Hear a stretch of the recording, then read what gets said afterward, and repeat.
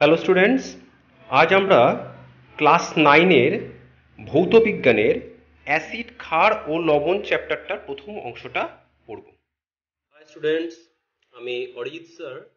এটা আমার channel Arijit Ghosh chemistry online. আজকের বিষয়টা শুরু করার আগে আমি বলতে চাই যে তোমরা আমার এই চ্যানেলটাকে সাবস্ক্রাইব করে নাও, তাহলে আগামী দিনে বিভিন্ন ভিডিওগুলো পেতে থাকবে। ঠিক আছে? আজকে আমরা ক্লাস 9-এর অ্যাসিড, ক্ষার, লবণ এই চ্যাপ্টারটার প্রথম অংশটা পড়ব। প্রাথমিক একটা ভিডিও করছি আমরা। আগামী 2-3 দিনে আমরা 2-3টে ভিডিও ছাড়বো অ্যাসিড, ক্ষার, লবণের উপর। পরপর তোমরা দেখতে থাকবে। ঠিক আছে, শুরু করছি। স্টুডেন্টস, তোমরা দেখো, আমরা যেটা জানি এটা হচ্ছে অ্যাসিড কিন্তু স্বাদে টক হয় এবং ক্ষার যারা হয় তারা স্বাদে একটু কটু বা কষাটে হয়। ঠিক আছে? এবং অ্যাসিড এবং ক্ষার তারা পরস্পর বিক্রিয়া করে জল ব্যতীত যে অন্য যৌগটা উৎপন্ন করে তাকে বলা হয় লবণ। ঠিক আছে? আচ্ছা, এরপর আমরা বিজ্ঞানী আর্হেনিয়াসের ধারণাটা বলি। বিজ্ঞানী আর্হেনিয়াস বলেছিল যে জলীয় দ্রবণের যৌগগুলো H+ আয়ন দেয় তারা হচ্ছে অ্যাসিড, এবং জলীয় দ্রবণের যে যৌগগুলো OH- আয়ন দেয় তারা হচ্ছে ক্ষার। ঠিক আছে?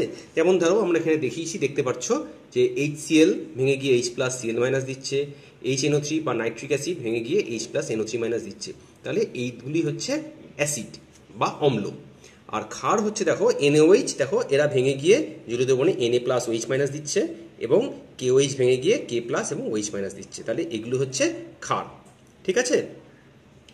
আচ্ছা, আর্হেনিয়াস অ্যাকচুয়ালি এই ধারণাটাকে একটু সংশোধন করে পরবর্তীকালে। তখন দেখা যায় যে জলীয় দ্রবণে শুধুমাত্র H+ উৎপন্ন হয় না, H+টা অ্যাকচুয়ালি প্রোটন, তারা জলের সঙ্গে মিশে গিয়ে দেখো HNO3 ভেঙে গিয়ে H3O+ আর HCl দেখো ভেঙে গিয়ে H3O+, এরা H3O+ তৈরি করে। অ্যানানটা একই রকম থাকে।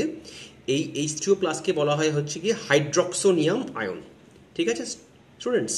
তাহলে এই জায়গাটা তোমরা একটু ভালো করে খেয়াল রাখবে। আর্হেনিয়াস তার ধারণাটাকে এই H+-এর জায়গায় পরিবর্তন করে H3O+ নিয়ে এলো। এরপর আমরা অ্যাসিড সম্বন্ধে একটু পড়া করব। অ্যাসিড হচ্ছে সকল যে হাইড্রোজেনযুক্ত যৌগ কিন্তু অ্যাসিড হয় না। সমস্ত হাইড্রোজেনযুক্ত যদি যৌগ অ্যাসিড হতো তাহলে তো সব কিছুই অ্যাসিড হয়ে যেত। দেখো, খেয়াল করো, এখানে যে মিথেন, জল, অ্যামোনিয়া, C6H12O6 অর্থাৎ গ্লুকোজ, এরা সকলে কিন্তু হাইড্রোজেনযুক্ত যৌগ, কিন্তু এরা কিন্তু অ্যাসিড নয়। তাহলে আমরা অ্যাসিডের শ্রেণীবিভাগটা পড়বো এরপরে। আমরা দেখো, তাহলে অ্যাসিডের শ্রেণীবিভাগ পড়তে গেলে আমরা কোথায় চলে আসছি? দেখো, অ্যাসিডের শ্রেণীবিভাগ দেখো প্রধানত 4 রকম ধরনের হয়। একটা হচ্ছে উপাদানগত, দ্বিতীয় হচ্ছে প্রতিস্থাপনীয় হাইড্রোজেন পরমাণু অনুযায়ী, 3 নম্বর হচ্ছে উৎসগত, এবং 4 নম্বর শক্তি অনুসারে। তা এখানে প্রথম দুটো পড়ি। উপাদানগত অনুসারে দেখো অ্যাসিডের যেটা দেখতে পারি সেটা হচ্ছে হাইড্রাসিডস, মানে এইগুলোতে দেখো কোনো অক্সিজেন নেই, শুধু হাইড্রোজেন রয়েছে। খেয়াল করে দেখো, HF, hydrofluoric acid, hydrochloric acid, hydrocyanic acid আর হাইড্রোব্রোমিক অ্যাসিড। ঠিক আছে? খেয়াল করে দেখো। এবং অক্সি অ্যাসিড যেগুলো দেখো তাদের মধ্যে অক্সিজেন রয়েছে। খুব ভালো করে খেয়াল করে দেখো, sulphuric acid H2SO4, HNO3 nitric acid, acetic acid CH3COOH এবং ফর্মিক অ্যাসিড। ঠিক আছে? তাহলে এইগুলো হচ্ছে আমরা জানলাম উপাদানগত অনুযায়ী অ্যাসিডের দুরকম ভাগ, হাইড্রাসিড এবং অক্সি অ্যাসিড। এরপরে আমরা সিটা আলোচনা করছি, উৎসগত। উৎসগত অনুযায়ী দেখো হাইড্রোজেন এই অ্যাসিড দুরকম। একটা হচ্ছে অজৈব বা খনিজ অ্যাসিড, যেমন হচ্ছে গিয়ে এই যে HCl, নাইট্রিক অ্যাসিড, H2CO3। এইগুলো দেখা গেছে এরা সাধারণত বিভিন্ন আমাদের যে খনি থেকে, যে খনিজ পদার্থগুলো থেকে যে অ্যাসিডগুলো তৈরি করা যায় তাদেরকে আমরা এই খনিজ অ্যাসিডের নাম দিয়ে থাকি। ঠিক আছে? আর এবং জৈব অ্যাসিডগুলি দেখো খেয়াল করে দেখো, CH3COOH, অ্যাসিটিক অ্যাসিড থাকে ভিনিগারে, ফর্মিক অ্যাসিড থাকে পিঁপড়ে বা বোলতার হুলে, ম্যালিক অ্যাসিড থাকে আপেল, টার্টারিক অ্যাসিড থাকে তেঁতুলে, সাইট্রিক অ্যাসিড অর্থাৎ অ্যাসকর্বিক অ্যাসিড যেটাকে আমরা বলি ভিটামিন সি, সাইট্রিক অ্যাসিড থাকে লেবু জাতীয় ফলে, এবং ল্যাকটিক অ্যাসিড থাকে দেখো দইতে। তাহলে প্রধানত এইগুলো হচ্ছে আমাদের সমস্ত জৈব অ্যাসিড, আর এইগুলো হচ্ছে আমাদের অজৈব অ্যাসিড। তাহলে আমরা দুরকম দেখলাম, উপাদানগত এবং উৎসগত। এরপর আমরা এই বি আর ডি এই দুটো পার্টকে আমরা আলোচনা করব। ছাত্ররা খেয়াল করে দেখো, প্রতিস্থাপনীয় হাইড্রোজেন পরমাণু সংখ্যা অনুযায়ী আমরা যদি ভাগ করি অ্যাসিডকে, তাহলে দেখো যতগুলি প্রতিস্থাপনযোগ্য H+ আয়ন জলীয় দ্রবণে দেবে সেইগুলি হচ্ছে গিয়ে আমাদের এখানে এই ফ্যাক্টরটাকে কাজ করাবে। দেখো এক ক্ষারীয়, দেখো HCl HNO3 দেখো একটা করে H+ দেয়। দ্বিক্ষারীয় দেখো sulphuric acid, phosphorus acid, carbonic acid দেখো এরা দুটো করে H+ দিচ্ছে।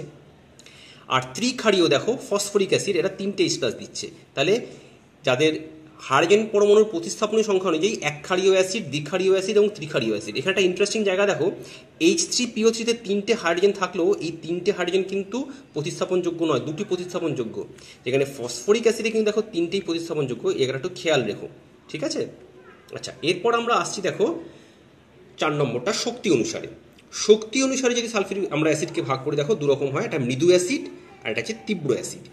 মৃদু অ্যাসিড হচ্ছে জলীয় দ্রবণে যারা আংশিকভাবে বিয়োজিত হয়, যেমন ধরো acetic acid, formic acid, carbonic acid, এরা সম্পূর্ণভাবে বিয়োজিত হয় না। মানে যদি ধরো 100টি অণু থাকে তার মধ্যে হয়তো 20টা 30টা অণু বিয়োজিত হয়। আর তীব্র অ্যাসিড হচ্ছে যারা জলীয় দ্রবণে সম্পূর্ণভাবে বিয়োজিত হয়। বিয়োজনটা তোমাদের দেখিয়েছি, দেখো এটা আগেও দেখেছো তোমরা। তাহলে এই বিয়োজনটা যদি 100টি অণু থাকে HCl বা সালফিউরিক অ্যাসিড, তাদের 100টি অণুই বিয়োজিত হয়ে যাবে, তাদেরকে বলা হয় তীব্র অ্যাসিড। তাহলে তীব্র এবং মৃদু দুরকম অ্যাসিড জানলাম। এবার আসছি আমরা অ্যাসিডের ধর্ম। অ্যাসিডের প্রধান 4টি ধর্ম দেখো।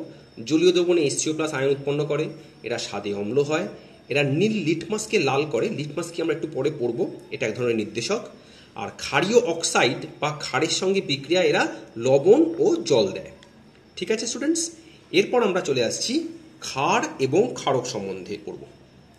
দেখো ক্ষারক হচ্ছে যেসব ধাতব অক্সাইড বা হাইড্রোক্সাইড অ্যাসিডের সঙ্গে বিক্রিয়া করে তারা সকলেই ক্ষারক। যেমন ধরো NaOH, KOH, aluminium hydroxide, FeO ইত্যাদি। আর এই ওপরের এই ক্ষারকগুলোর মধ্যে যেগুলো জলে দ্রবীভূত হয়, খুব ভালো করে শোনো, যেগুলো জলে দ্রবীভূত হয় তারাই হচ্ছে গিয়ে ক্ষার। অর্থাৎ ক্ষারক সবাই ক্ষার, কিন্তু যারা জলে দ্রবীভূত হয় ক্ষারকগুলিকে ক্ষার বলা হয়, ঠিক আছে। সেই জন্য একটা খুব সুন্দর প্রশ্ন দেওয়া হয় তোমাদের ব্যাখ্যা করার জন্য, সমস্ত ক্ষারই ক্ষারক, মানে সব ক্ষার ক্ষারক নয়, এটা ব্যাখ্যা করো, ঠিক আছে। খুব ভালো করে দেখে রাখো এই উদাহরণটা, দেখে রাখলে তোমরা এই ব্যাখ্যাটা উত্তর দিতে পারবে, ঠিক আছে। এরপর আসছি ক্ষারের শ্রেণী বিভাগ। দেখো ক্ষারকে আমরা প্রধানত দুরকমভাবে বিভক্ত করতে পারি। এটা প্রতিস্থাপনীয়যোগ্য OH- এর পরমাণুর সংখ্যা, যতগুলি প্রতিস্থাপনযোগ্য OH- আয়ন জলীয় দ্রবণে দেয় সেগুলিকে আমরা তাদের দেখো এক আম্লিক NaOH, KOH, NH4OH, দেখো এরা একটি করেই OH- দিচ্ছে, তাহলে এরা হচ্ছে এক আম্লিক ক্ষার। দ্বিআম্লিক ক্ষার হচ্ছে calcium hydroxide, magnesium hydroxide, zinc hydroxide, দেখো এরা দুটি করে OH- দিচ্ছে, ঠিক আছে। সেরকমভাবে ত্রিআম্লিক হচ্ছে দেখো অ্যালুমিনিয়াম হাইড্রোক্সাইড, এটা যদি তুমি ভাঙো আমরা এখান থেকে অ্যালুমিনিয়ামের +3 এবং 3টে OH- পাবো। ঠিক তেমনিভাবে চতুরাম্লিক হচ্ছে কি SiOH4-, ঠিক আছে। আচ্ছা, এরপর শক্তি অনুসারে ক্ষারকে একইভাবে ভাগ করা যায়। দেখো মৃদু ক্ষার এবং তীব্র ক্ষার। মৃদু ক্ষার হচ্ছে একই, যারা জলীয় দ্রবণে আংশিকভাবে বিয়োজিত হয়, দেখো ammonium hydroxide, PH4OH, magnesium hydroxide ইত্যাদি। আর তীব্র ক্ষার হচ্ছে যারা জলীয় দ্রবণে সম্পূর্ণভাবে বিয়োজিত হয়, ওই তীব্র অ্যাসিড মৃদু অ্যাসিডের মতনই, NaOH, KOH, ক্যালসিয়াম হাইড্রোক্সাইড, ঠিক আছে। উদাহরণস্বরূপ দিয়ে দিলাম, এগুলো হচ্ছে আমরা উদাহরণ হিসেবে পড়ব, এগুলো উদাহরণ। আচ্ছা, এরপর আমরা ক্ষারের ধর্ম পড়ব স্টুডেন্টস। দেখো জলীয় দ্রবণে OH- আয়ন উৎপন্ন করে ক্ষার, স্বাদে কটু এবং কষাটে হয়, এরা লাল লিটমাসকে নীল করে এবং আম্লিক অক্সাইড বা অ্যাসিডের সঙ্গে বিক্রিয়ায় লবণ ও জল দেয়, ঠিক আছে। আচ্ছা, এরপর আমরা যেটা খুব গুরুত্বপূর্ণ জায়গাটা পড়বো, খুব ভালো করে দেখো, নির্দেশক ও প্রশমন বিক্রিয়া, ঠিক আছে। আজকে এই অংশটা আমরা শেষ করব। নির্দেশক হচ্ছে এই যৌগগুলো সামান্য পরিমাণে উপস্থিত থেকে বর্ণ পরিবর্তন করে অ্যাসিড ও ক্ষারকে আমাদের চিনতে সাহায্য করে। আমি বলছি, দেখো খেয়াল করো, তুল্য পরিমাণ অ্যাসিড ও ক্ষার, দেখো এখানে মনে করে একটু ক্ষার নিয়েছি এবং দেখো এটাকে বুরেট যন্ত্র বলা হয়। এর মাধ্যমে দেখো অ্যাসিডকে ফোটা ফোটা করে আমরা উপর থেকে ফেলছি। এখানে থাকে হচ্ছে অ্যাসিড, আমি বলে দিলাম, এই বুরেটে থাকে অ্যাসিড, আর এখানে নেওয়া হয়েছে ক্ষার, ঠিক আছে। এখানে ক্ষার নেওয়া হয়, এই ক্ষারের সাথে সামান্য নির্দেশক মিশিয়ে দেওয়া হয় এবং উপর থেকে অ্যাসিডটা ফেললে এই বর্ণ পরিবর্তনকে দেখে আমরা চিনতে পারি যে যেই সময় দ্রবণে শুধুমাত্র লবণ ও জল থাকে, কোনো পরিমাণ ক্ষার বা অ্যাসিড কিছুই থাকে না, সেই সময় বলা হয় এটাকে প্রশমন বিক্রিয়া। খুব ভালো করে দেখো এই প্রশমন বিক্রিয়া, এবং যে সময় এক ফোঁটা অ্যাসিড গিয়েই রঙটা পরিবর্তন করে সেটাকে বলা হয় প্রশমন ক্ষণ। এই প্রশমন ক্ষণ যে নির্দেশক বর্ণ পরিবর্তন করে, এবং সেই সময় দ্রবণে শুধুমাত্র লবণ আর জল থাকে, আর কিছু থাকে না, থাকে অ্যাসিড, না থাকে ক্ষার এই নিচে। ঠিক আছে, সেই অ্যাসিড বা ক্ষারের ধর্ম সম্পূর্ণ বিলুপ্ত হয়ে যায় এবং এই বিক্রিয়াটাকে বলা হয় প্রশমন বিক্রিয়া।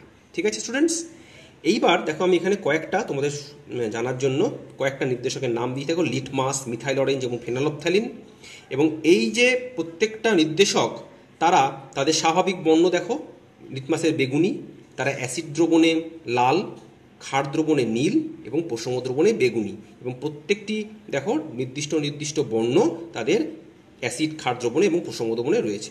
ঠিক আছে স্টুডেন্টস, তাহলে আশা করি তোমরা আজকে ভিডিওটা এই অবধি বুঝতে পেরেছো।